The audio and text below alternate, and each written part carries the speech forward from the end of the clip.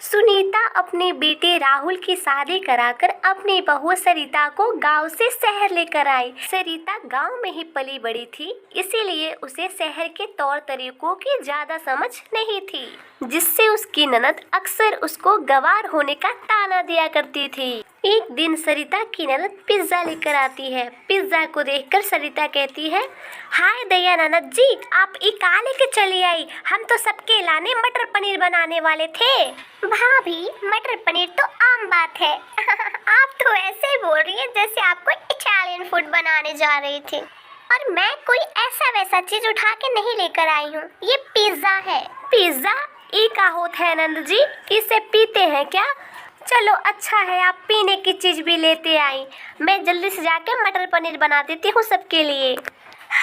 भाभी, इसे खाया जाता है, इसे पिया नहीं जाता है। मुझे तो ये बनाना भी नहीं आता, वरना मैं घर पे ही बना के खा लेती, वरना मार्केट में तो इतनी महंगी मिलती है कि सोचना पड़ जाता है। अरे नंद जी, अगर इतना महंगा मिलता है तो बाहर से खरीदने की क्या जरूरत है, मैं खुद बना दूंगी इसे। आप पिज्जा बनाएंगी?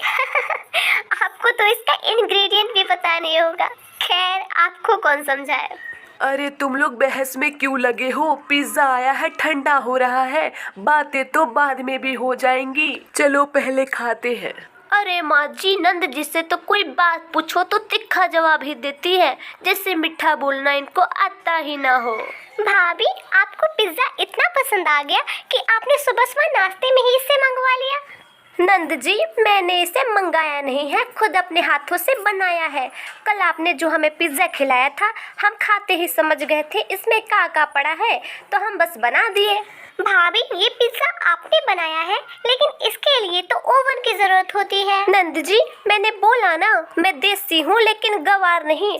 मैं अपनी अम्मा के घर से बहुत सारे तरीके सीख के आई हूँ, मुझे ओवन की कोई जरूरत नहीं है, मैं ऐसे ही बना सकती हूँ। चलिए खाते हैं। सही में भाभी, आपने तो कमाल ही कर दिया। सही में आप देसी है लेकिन गंवार नहीं है।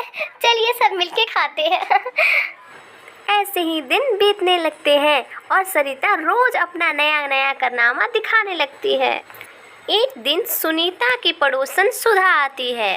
सुनीता बाजार गई होती है। उसी का फायदा उठाने वो सुनीता के घर आती है। बहू, तेरी सास ने कुछ दिन पहले मेरे से कुछ पैसे उधार लिए थे, बस उसी को देने के लिए वो मुझे आज अपने घर बुलाई थी, लेकिन वो तो घर पे है नहीं, इसीलिए तू ही दे दे। लेकिन माँ जी ने हमका ई बारे में कुछ ना बताया है, तो हम कैसे दे सकत हैं? आपको पहले ही उनसे पूछ के आना चाहिए था।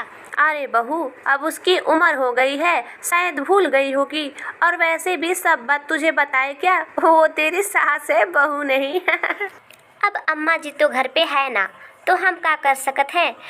आप चाहो तो बैठ के थोड़ा इंतजार कर लो, मैं आपके लिए चाय लेके आती हूँ। अरे, मैंने तो सोचा था कि सुनीता इसे गांव से लेके आई है तो ये गंवार होगी, लेकिन ये तो बड़ी चालाक है, देने का नाम ही नहीं ले रही है। अरे बहू, बहुत ज़रूरी काम था, इसीलिए लेने आई थी, तू ही मुझे दे दे। जब तेरी सास आएगी तो तू उससे पूछ लेना। जब आपको इतना ज़रूरी काम है तो मैं आपकी मदद कर ही देती हूँ। रुकिए, मैं अभी सासू माँ को कॉल करके पूछ लेती हूँ। बहू, फोन क्यों लगा रही है? तुझे मुझ पर शक है क्या? अरे तू दे दे, और जब तेरी सास आएगी तो तू उससे पूछ लेना। नहीं, मैं सासू माँ से कोई बात छिपा नहीं सकती, ये गलत बात है। मैं उनसे अभी फोन लगा के पूछ लेती हूँ और आपकी मदद कर देती हूँ।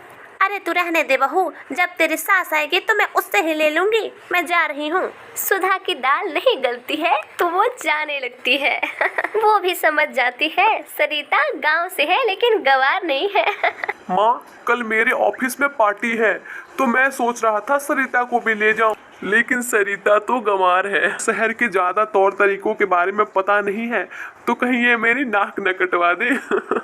माँ, लगता है भैया अभी तक भाभी का वो वाला स्टाइल नहीं समझ पाए।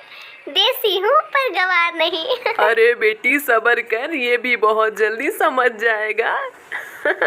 तुमने तो हमें गंवार ही समझ लिया है। भले ही तुम ऑफिस में लताड़े जाते हो, लेकिन घर पे ऐसे दिखाते हो जैसे महाराजा हो। सरिता, ये क्या बोल रही हो? हम क्यों लताड़े जाएंगे? हम वहाँ काम करने जाते हैं, मजदूरी करने नहीं। लेकिन काम तो मजदूरों जैसे ही करते हो, इतना टाइम ऑफिस को देते हो, पगार भी कोई अच्छी नहीं है। इससे ज्यादा तो हम गांव में खेत में काम करके कमा लेते थे और ऊपर से रोज घर लेट आते हो और हमें गंवार कह रहे हो। क्या हुआ बेटा, बोलती बंद हो गई? ये है मेरी बहू का स्टाइल, देसी है लेकिन गंवार नहीं है। और कुछ बोलना चाहेगा क्या बेटा? नहीं माँ, अब मैं क्या ही बोलूँ। मैं भी मान गया, सरिता देसी है लेकिन गंवार नहीं है।